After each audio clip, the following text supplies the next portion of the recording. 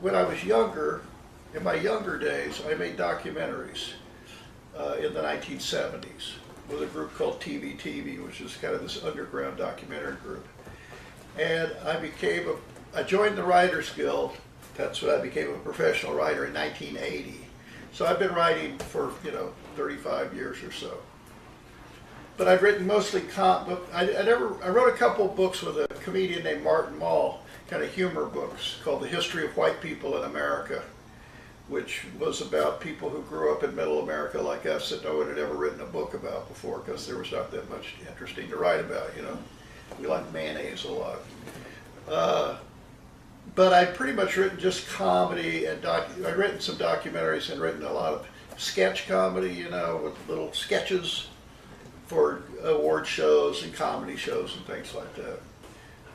But what happened was that I became paralyzed in 1996, and to go on the road to do like big TV specials is kind of what I specialized in, right?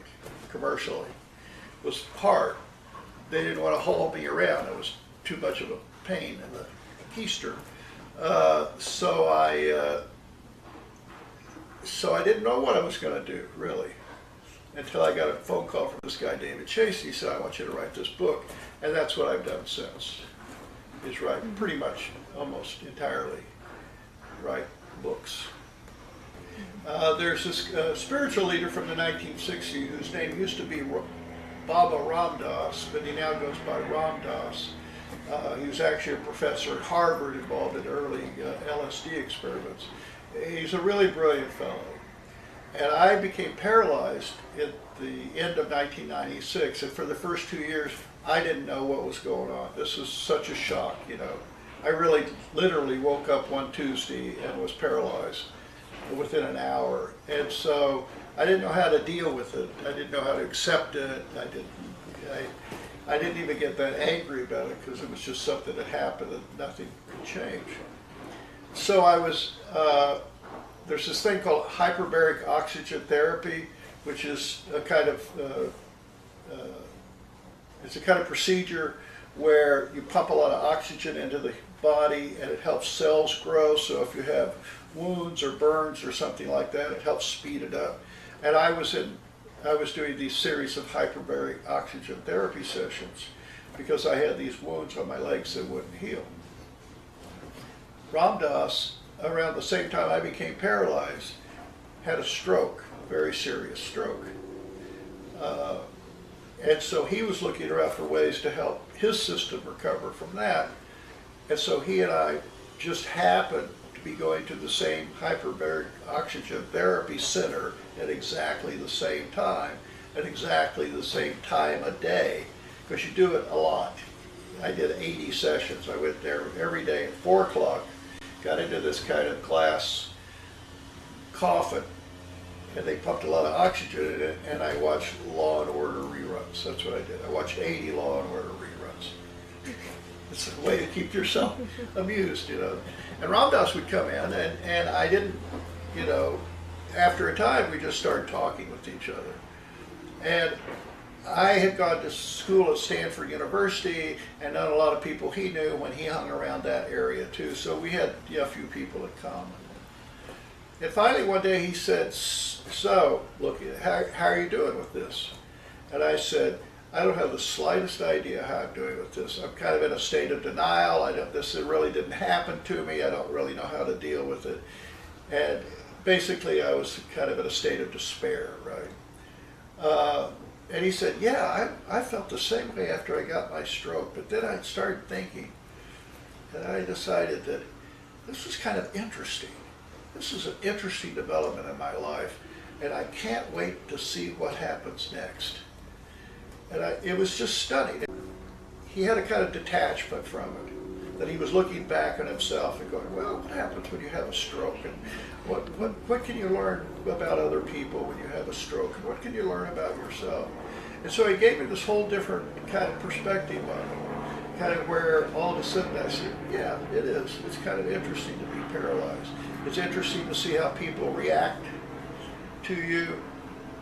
A lot of times it's awkward. It's interesting to see how you interact with other people.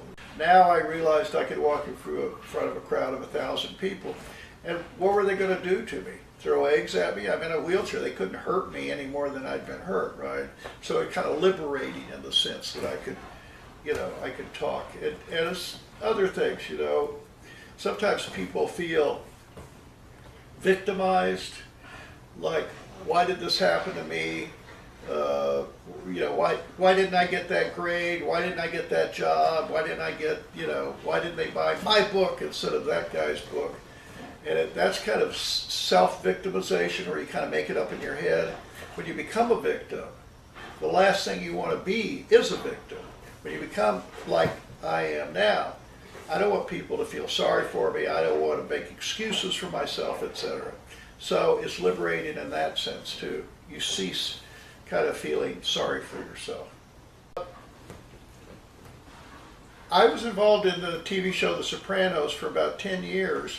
My involvement was, I was kind of the chronicler of the show, not a participant, not one of the writers of the show itself.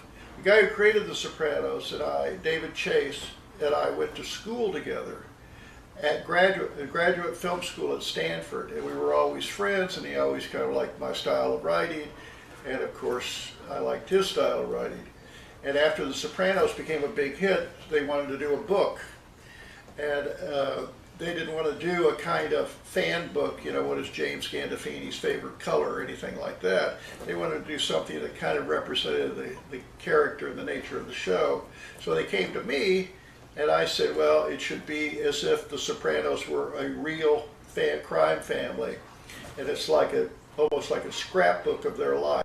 So that was the first Sopranos book I did. It was a big hit, did very well. So then they called me one day and they said, listen, we want to do a Sopranos cookbook because people watch that television show, and they, by the way, Italians, especially of that ilk, eat all the time. They eat 4 meals a day. They eat breakfast, lunch, dinner, kill someone, and then a late night meal. Okay?